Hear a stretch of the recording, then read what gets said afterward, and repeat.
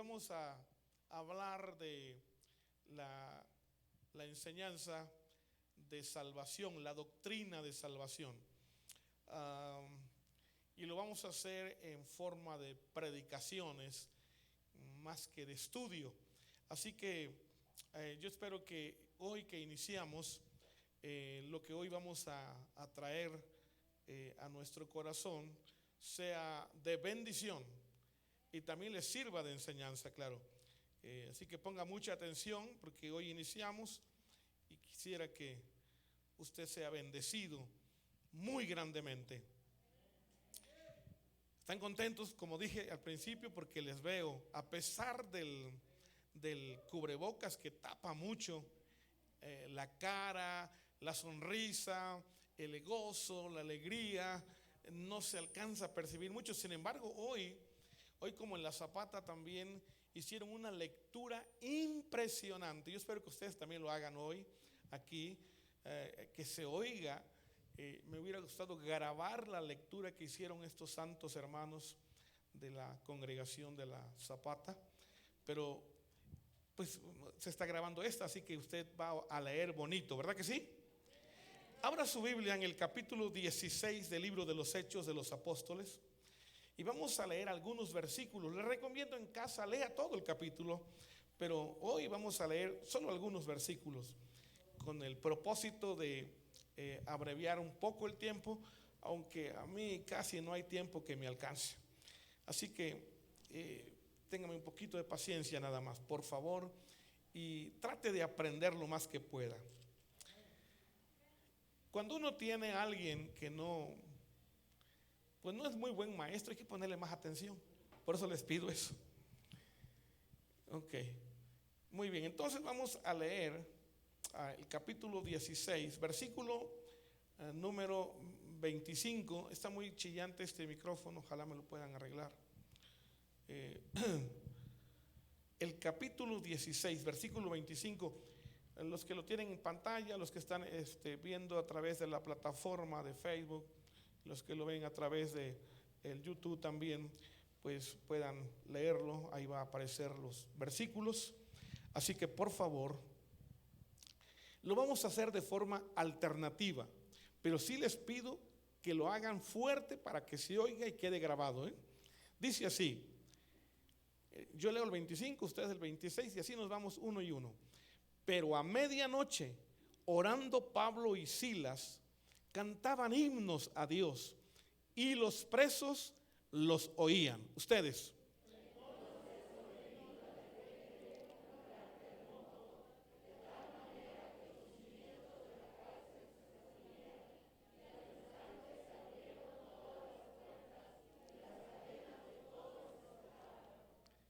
Bueno, casi lo hicieron bien, faltó poquito. En la próxima quiero que lo rebasen. Dice, en despertando el carcelero y viendo abiertas las puertas de la cárcel, sacó la espada y se iba a matar, pensando que los presos habían huido. Ustedes, fuerte.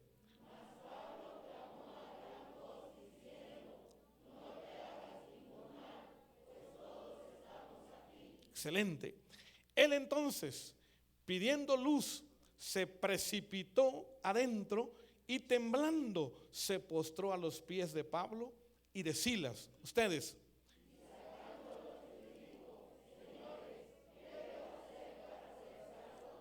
Ellos dijeron, cree en el Señor Jesucristo y serás salvo tú y tu casa. Ustedes.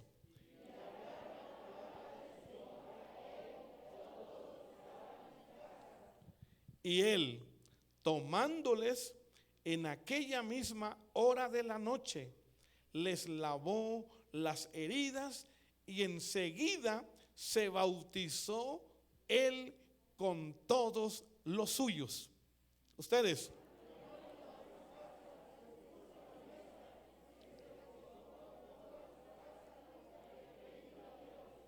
A ver. Creo que este último lo leímos muy bajito. Vamos a hacerlo fuerte todos, a la 1, a las 2 y a las 3. Y llevándolos a su casa, les puso la mesa y se regocijó con toda toda su casa de haber creído a Dios. Así como se encuentra, cierre sus ojos un momento y dígale a Dios: habla a mi vida en esta tarde.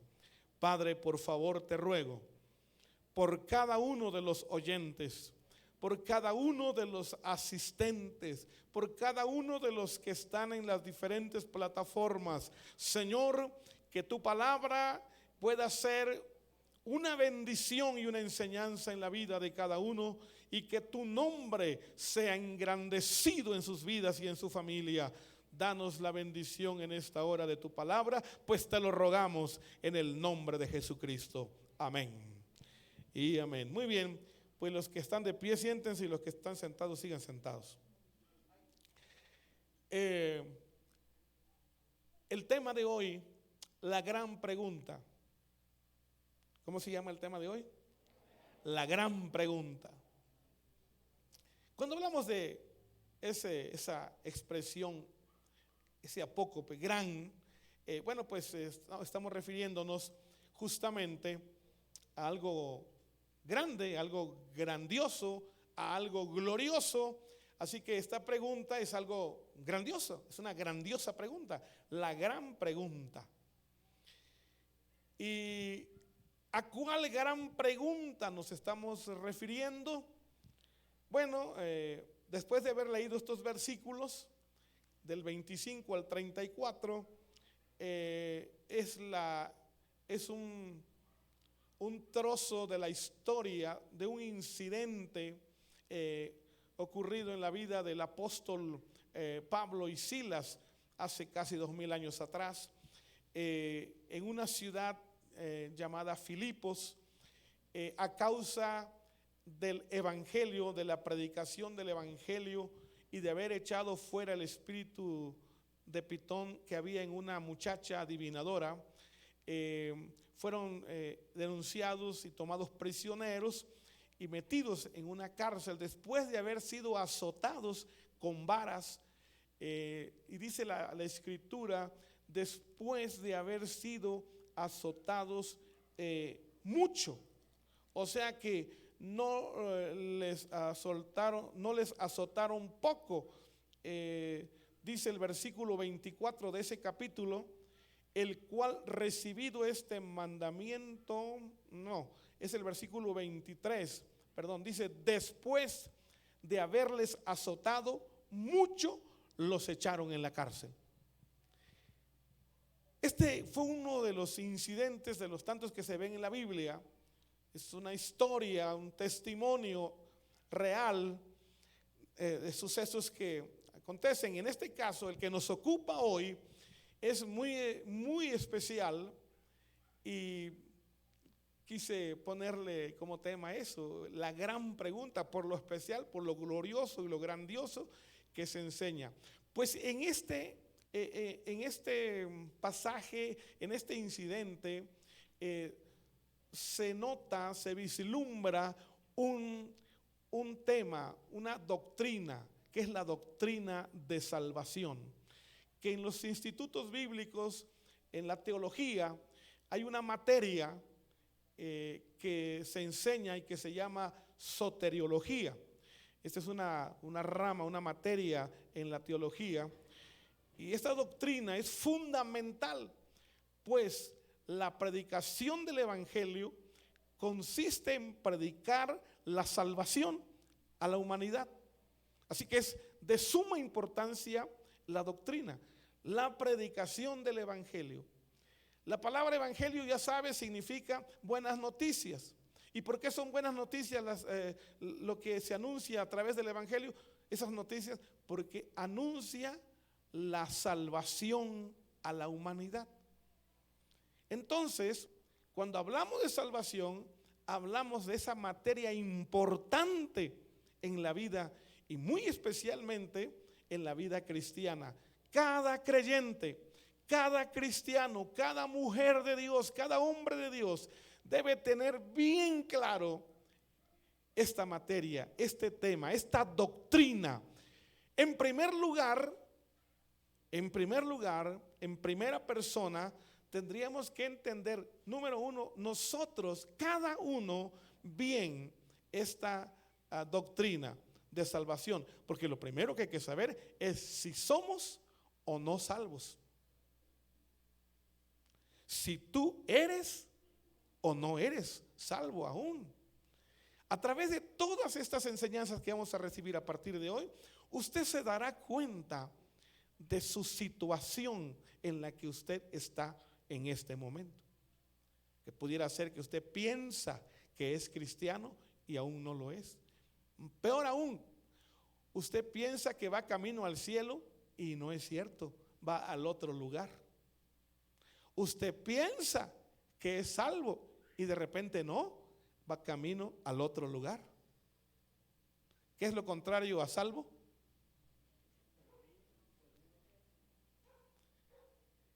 Bueno, en un momento más te voy a decir qué quiere decir salvación, qué queremos decir con salvar, con salvo. Todo lo que tiene que ver con salvar o con salvación, más bien vienen del verbo salvar. De ahí viene salvado, salvador, salvación, etcétera. Pero usted tiene como cristiano que saber bien esta doctrina. Por eso estamos empezando hoy con este incidente. Muy bien, como quiero aprovechar esta oportunidad, la tentación me domina. Quiero hablarles de este incidente. A mí me bendice mucho este incidente. Ya les dije que el apóstol y Silas fueron azotados mucho. Digan, azotados mucho. Pues esto no solamente fueron azotados, sino dice que los llevaron a la cárcel y los metieron en el calabozo de más adentro. Esto sucedió durante el día, no sabemos a qué horas del mediodía o de la tarde, y los metieron hasta adentro. Y un carcelero se encargó de hacer custodio, de custodiar la cárcel para que no fueran a escapar. Curiosamente ellos no eran hombres malos, pero así pasa. Y máxime cuando se trata de predicar el evangelio, todavía nos ponen más trabas. Pero escúcheme bien, ¿por qué la tentación de hablarles de esto? Resulta de que estos hombres son metidos allí y yo no sé cuántas horas tenían de estar en ese lugar, pero la Biblia dice que a medianoche, dice el versículo número 25, después de haber sido azotados mucho y metidos en la prisión, en el calabozo de hasta el fondo, con cepos en los pies, grilletes en las manos, asegurados como lo peor de lo peor, a medianoche, ¿qué estaba haciendo Pablo y Silas? Dice que estaban orando y cantando himnos. ¿Qué estaban haciendo? Oraban y cantaban. Y yo digo, ¿qué pasa? ¿Cómo que están cantando a medianoche y están orando a medianoche? Bueno, orando, a lo mejor sí, aunque no sé cuántos de ustedes a medianoche oran. Yo lo veo bastante difícil. Y menos que me digan que a medianoche están cantando. Y eso que no están en la prisión. ¿Quién en la prisión, estando en el calabozo de más adentro y posiblemente con sentencia de lo peor, se le ocurra a medianoche en esa condición estar cantándole a Dios? Y cantaban himnos, luego hay himnos tan largos, y orando y cantando. Y parecían los de la revelación que vio el apóstol Juan. Unos cantaban y otros oraban, pero esto hacían todo a la vez, cantaban y oraban. Ahora, alguien dirá, bueno, pues es que era el apóstol, eran buenos cristianos, eso sí. Y bueno, eso es verdad. Pero a ver, usted cristiano, cuando tiene problemas, cuando tiene situaciones difíciles, cuando está metido en algún embrollo por ahí, o cuando empieza a ser perseguido por causa de la fe y ya no le quieren hablar, ya no le quieren comprar en su negocio, o ya lo quieren despedir de la empresa, o su esposa ya lo quiere dejar, o el esposo ya la quiere dejar a usted, o tiene problemas económicos, o está pasando por luchas y tribulaciones por causa de la fe. ¿Usted tiene ganas de cantar en ese momento? ¿Usted tiene ganas de orar?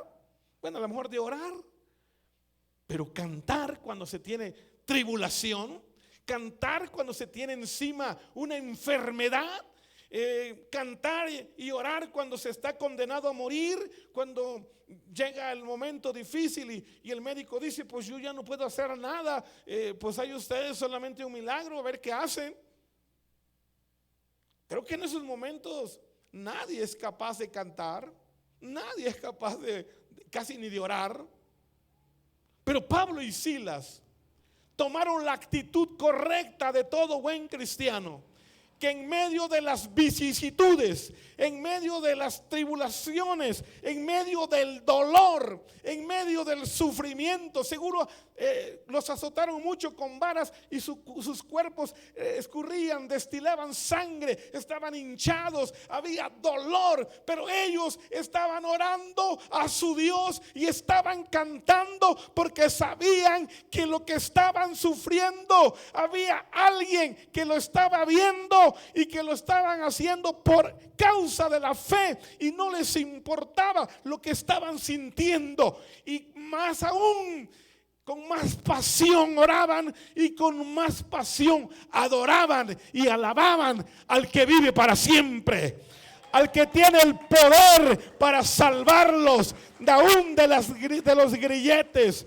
Por eso a medianoche la Biblia dice que los presos los oían, que los presos estaban escuchando, que oraban los vecinos, los que estaban presos hasta el fondo, y que también cantaban. Y yo me imagino que los presos decían entre sí: estos los volvieron locos a golpes, miren cómo están, qué bárbaro, los dejaron locos. ¿Cómo es que a medianoche no nos dejan dormir estos bárbaros? Mira nada más cómo quedaron. Me imagino que estaban suponiendo, pensando, hablando, gritándose entre sí esto. Pero Pablo y Silas seguían orando y seguían cantando. Y cuando alguien ora y cuando alguien canta, algo puede pasar. Y algo pasó esa noche, ya que cuando estaban orando y cantando, de repente vino la presencia del poderoso Señor, y dice la Biblia que se manifestó en un terremoto que movía los cimientos de la cárcel, y de tal manera que sentían que aquello se acababa. Pero algo sobrenatural pasó. Las cadenas, los grilletes, los cepos se abrieron y las puertas de la cárcel se abrieron y se fue la luz, se cayeron los quinqués, no sé, algo quedaron oscuras. El carcelero cayó como muerto y bueno, qué terrible lo que pasó. Y dice la Biblia que despertando, volviendo en sí, el carcelero lo primero que hizo fue ver que las puertas estaban abiertas, sacó su espada y se iba a matar. Pero ahí estaba Pablo, que le dijo: oficial, no te hagas daño, porque aquí estamos todos, no te espantes, nadie escapó. La Biblia dice que pidiendo luz, el carcelero se metió hasta el fondo, y llegando donde estaba Pablo y Silas, imagínate todos los presos con las cadenas rotas, todos en libertad, y cayendo delante de Pablo y de Silas, se postró y gritó. No creo que le haya dicho así con voz como nosotros. Señores, les dijo, señores, ¿qué debo hacer para ser salvo? Y la respuesta, aprende esto por favor, la respuesta a una pregunta que le he llamado la gran pregunta, no fue una respuesta dando vueltas o buscándole vuelta o platicando un testimonio como luego nosotros hacemos. La respuesta a la gran pregunta del carcelero de Filipos fue tan concisa, tan directa, tan específica, que simplemente respondieron al carcelero y le dijeron: cree en el Señor Jesucristo y serás salvo tú y tu casa. Y esta tarde que estás aquí, yo quiero decirte una poderosa respuesta exige una gran pregunta. Una gran pregunta exige una gran respuesta o poderosa respuesta. Y creo que la respuesta del apóstol fue una poderosa respuesta. Y yo quisiera hoy decirte una buena cosa. La verdad es que esa noche el carcelero fue salvo de todo. Salvo de ir a la cárcel o de ser muerto por todo lo que pasó. Todo esto se supo. Pero él fue salvo de todo.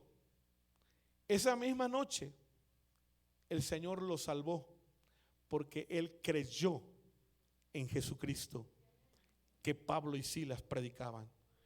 Escucha, por cuánto creyó al Señor que predicaba Pablo y Silas, que es nuestro Señor Jesucristo, esa misma noche el carcelero fue salvo. Pero no solo eso, según la Biblia, el último versículo que leímos es que el carcelero se gozó mucho con toda su familia de que todos esa noche creyeron en Jesucristo. Es increíble. Pero yo quiero decirte esta tarde, cuando tú crees en Cristo, junto con haber tu fe por Cristo, hay una gran promesa. También tu familia se va a salvar. También tu familia se va a salvar. Pero no sé si tú lo crees. Puede ser que no lo quieras creer, pero es verdad. Es verdad. No sé cuántos tienen familia que no es creyente todavía, que todavía no tienen a Cristo en su corazón. Levante su mano. ¿Cuántos tienen esa? Creo que todos tenemos familia, ¿verdad? Allá arriba no tienen, puros cristianos. Qué bueno. La mayoría tenemos familia que todavía no es creyente, pero que van a hacerlo porque tú ya creíste. Yo creo esa palabra, no sé cuántos lo creen, es una promesa del Señor. Cree en el Señor Jesucristo y serás salvo tú y toda tu casa. Tu mamá, tu papá, tu esposa, tu esposo, tus hijos, quien sea, toda la familia. Lo creemos. Bendito sea el Señor. Oiga, qué bonita promesa para nosotros. Esto nos da descanso a nuestra vida. Ok, salvo. ¿Qué debo hacer para ser salvo?, dijo el carcelero. Y ya les dije todo lo que sucedió y todo lo que pasó. Pero creo que es importante en este momento tener bien claro, porque la Biblia habla mucho de salvación, habla mucho del Salvador, habla mucho de ser salvos, habla mucho de salvar. Entonces, esta palabra con todos sus derivados lo va a encontrar en la Biblia. Entonces, yo creo que es bueno que si la salvación es una doctrina fundamental, entonces es bueno saber el significado etimológico de la palabra. Y hoy te quiero dar 3 definiciones, 3 conceptos de diferente diccionario, llamemos. Por ejemplo, en primer lugar, encontré que en el significado en el diccionario de nuestra lengua, la Real Academia Española, dice que salvar viene del latín salvare. Y esto significa librar a una persona o a una cosa de un peligro o de una amenaza. Ya saben por qué entonces el carcelero gritó y preguntó: ¿qué debo hacer para ser salvo? Porque salvar significa librar a una persona o a una cosa de un peligro o de una amenaza, o solucionar un problema grave o una situación difícil o comprometida, como a lo que estaba comprometido el carcelero. Eso dice la definición de la lengua castellana, española. Pero en un diccionario bíblico encontré esto. Dice que el verbo sozo es una palabra griega del Nuevo Testamento. Sozo significa salvar. Y dice que los sustantivos de la misma raíz, sozo, viene de esa misma raíz, sale la otra palabra griega, soter, que es igual a salvador. También de esa misma palabra sozo sale la otra palabra griega, soteria, que significa salvación. Y además el adjetivo soterios, todos estos absorbieron el significado, todas estas palabras que mencioné absorben el significado hebreo por medio de una revisión bíblica que hay y que hizo todas estas traducciones. Pero en el griego clásico, el común, el que se conoce hoy, existe esta definición. Otra vez el verbo sozo, dice en el griego clásico, significa hacer sano, sanar, salvar y preservar. Otra vez, me interesa que pongan mucho cuidado esta definición del griego clásico de la palabra o del verbo sozo, que es salvar. Significa hacer sano, sanar, salvar, preservar. Y en cuanto a personas se refiera, significa salvar de la muerte o mantener con vida. Esto en contraste con apoyumi, que significa perecer, o en contraste con aposnesco, que significa morir. Entonces, salvar, la definición de la base de la palabra salvación, que es el verbo salvar o sozo en el griego, tiene significados de suma importancia. Quiere decir cosas interesantes. Por eso el concepto que tengamos de salvación tiene que abarcar todo. Tiene que abarcar la palabra preservar, de preservación de vida, por ejemplo. Tiene que usted entender esto como que salvar tiene que ver con sanar. Diga sanar y salvar.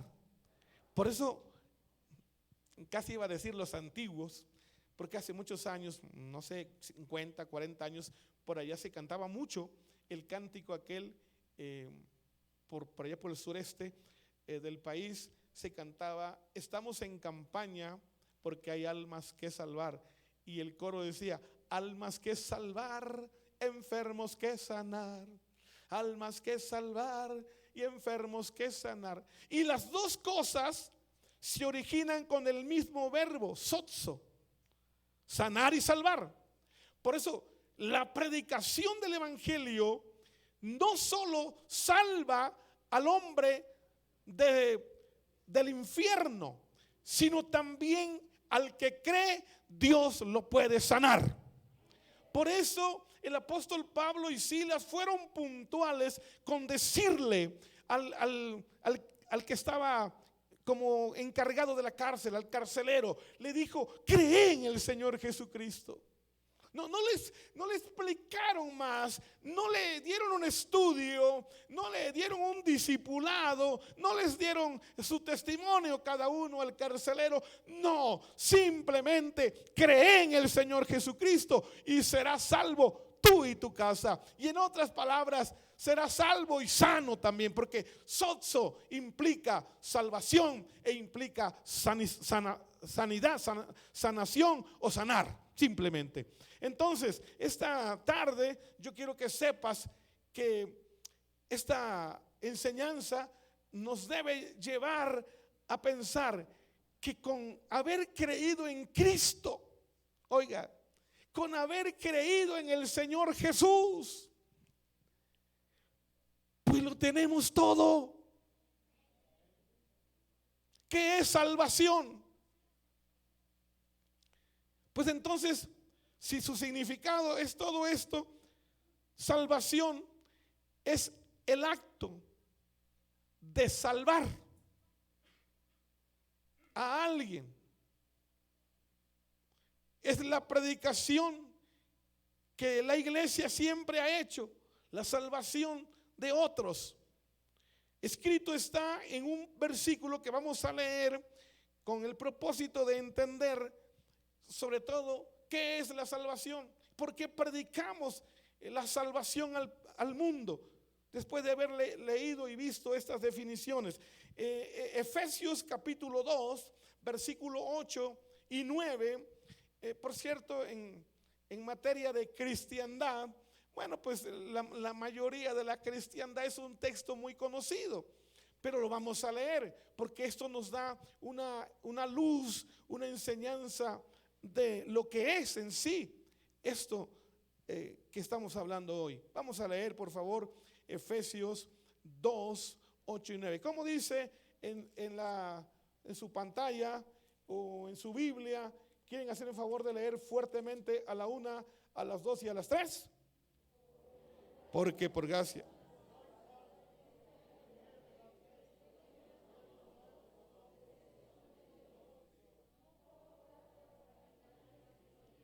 Se olvidaron que están siendo grabados, qué feo se oyeron. Pero bueno, para que ya no se oiga más feo, voy a leerlo yo. Dice, porque por gracia sois salvos por medio de la fe. Y esto no de vosotros, pues es un don de Dios, no por obras, para que nadie se gloríe. Por eso no necesitamos hacer algo para ser salvos.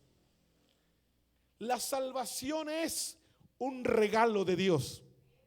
¿Qué es la salvación? Un regalo de Dios. Es un don. Es algo que Dios da. El único que puede darla. Nadie más puede darla. Solo Dios. Es el único. Y entonces este don, este regalo que Dios da, se llama salvación. Y escrito está que es por gracia. Diga, por gracia. Por gracia somos. Por eso el carcelero, siendo lo que era, quizás minutos antes había, o horas antes había golpeado él mismo a Pablo y a Silas. Quizás horas antes él mismo se había burlado. Quizás, no sé, lo que haya hecho, eso no importa, porque Dios salva a los pecadores por pura gracia. ¿Qué es la gracia? Es el favor de Dios a favor nuestro. Es el favor de Dios que no merecemos, pero que Dios lo tiene porque a nosotros nos ama, a los seres humanos, porque fuimos creados a su imagen y semejanza. Y con ese afecto nos mira, y cuando alguien dice creo en Jesucristo, la gracia se derrama y le perdona sus pecados y no mira lo que dijo o lo que hizo en el momento o en todo su pasado, porque a partir de ese momento Él lo salva de todos sus pecados. A su nombre. Oiga, entonces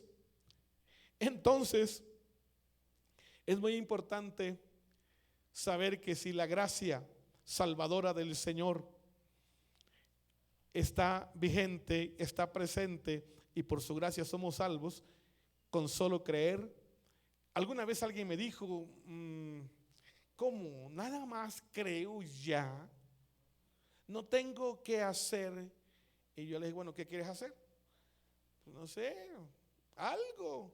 Le digo, se me hace que quieres ir a la villita con un nopal en la espalda, otro acá, ¿verdad? Y de rodillas. Digo, ya no es necesario, ¿qué crees?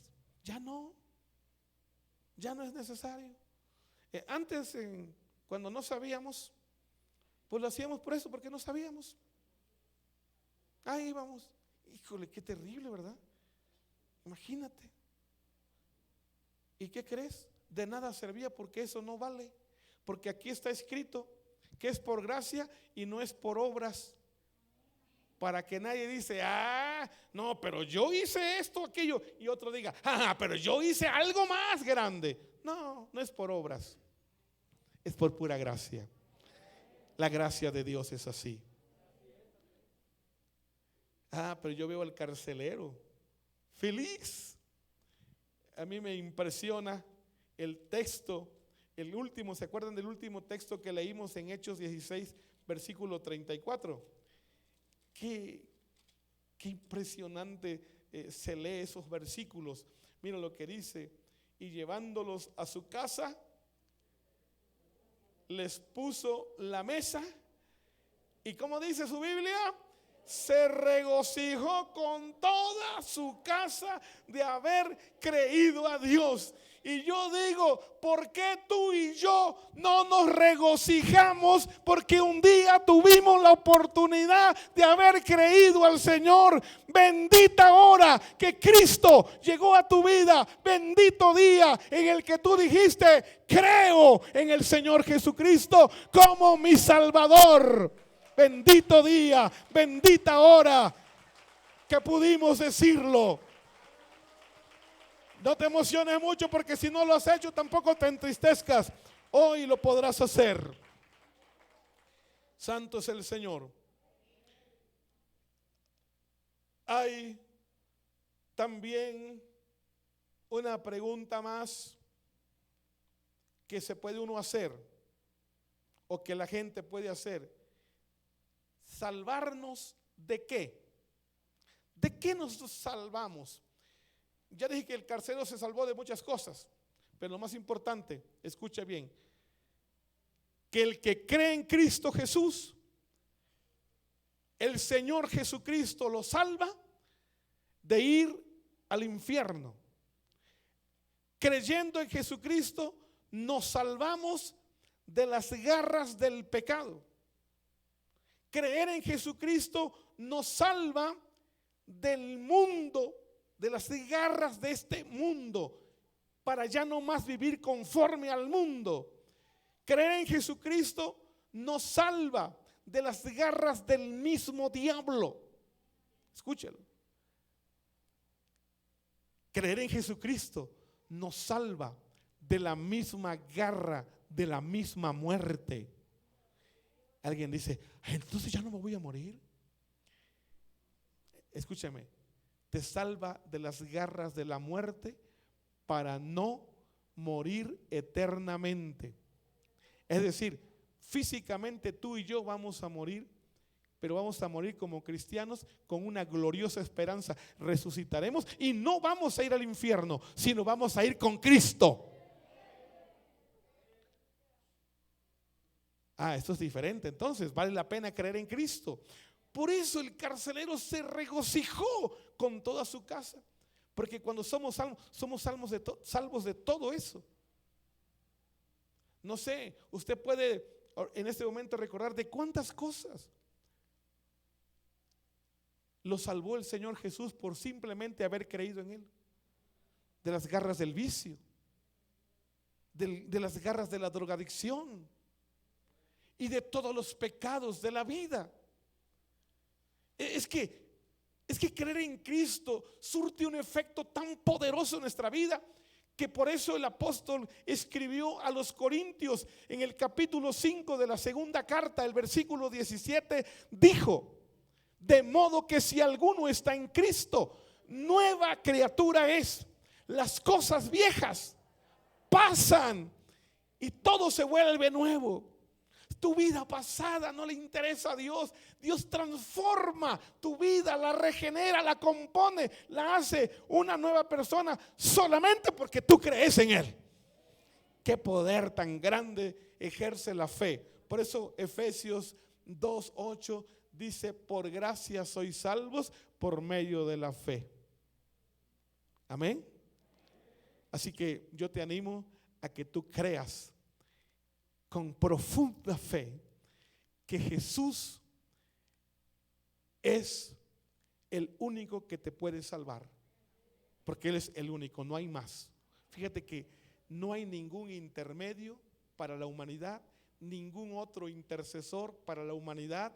No hay otra forma, no hay otra manera. Aunque algunos piensan equivocadamente que las religiones todas llevan a Dios, y hasta le agregan y dicen: así como todos los caminos llevan a Roma.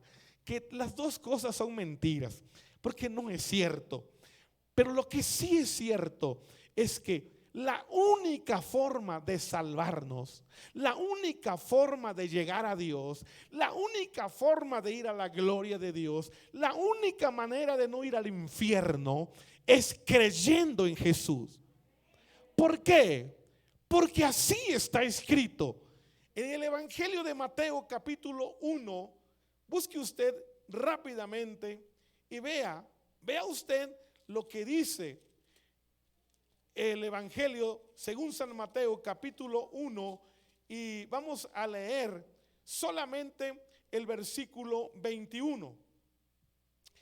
Y este versículo dice, no sé si ya está ahí en la pantalla, pero dice así: y dará a luz un hijo y llamará su nombre Jesús. ¿Por qué? Porque esto, así dice, porque Él salvará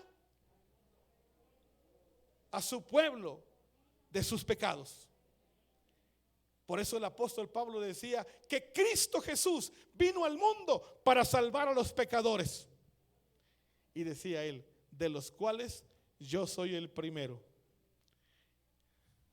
Y un maestro de teología decía, y yo soy el segundo.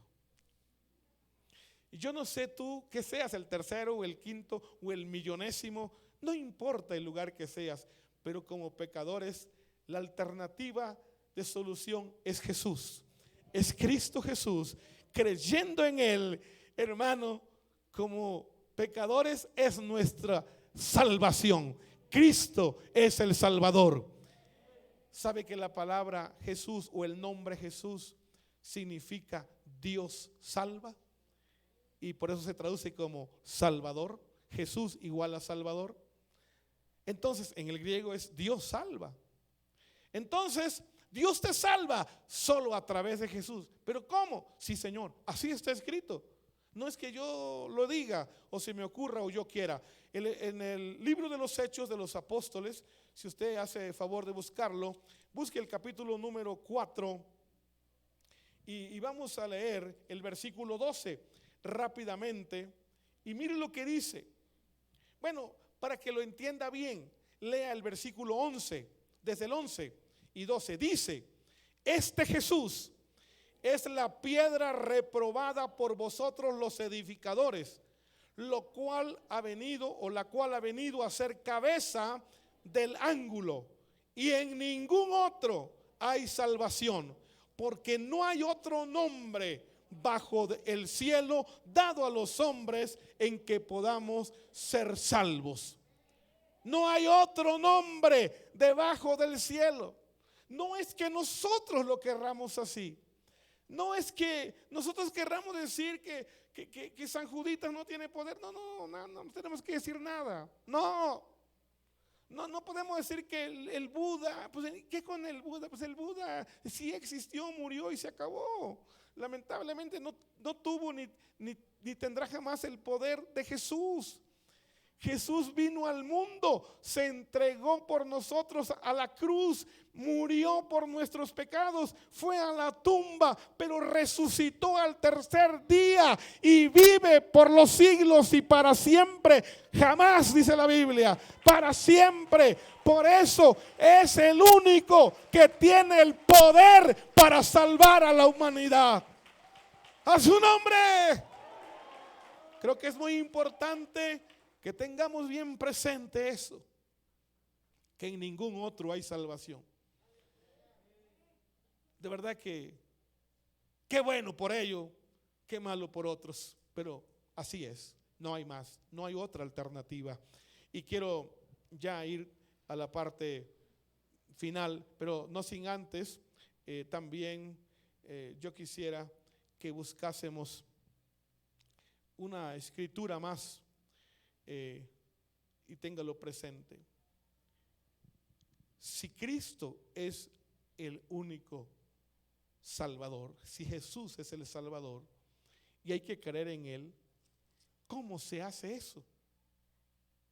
Bueno, el carcelero se le dijo, cree en el Señor. No se nos dice. Y inmediatamente el carcelero Dijo, creo. No dice así ahí. Lo que sí dice en el versículo 34 es que él se regocijó y hasta de cenar, de desayunar o de comer o todo eso lo dio a Pablo y a Silas. Pero lo más importante que quiero decir es que lo hizo con mucha alegría y gozo, como dice el cántico. ¿Cómo lo hizo? De tal manera que la escritura registra y se regocijó con toda su casa de haber ¿qué? O sea que sí creyó. Sí creyó. Ahora, para terminar, Romanos capítulo 10. Romanos capítulo 10. Vamos a leer a partir del versículo 8.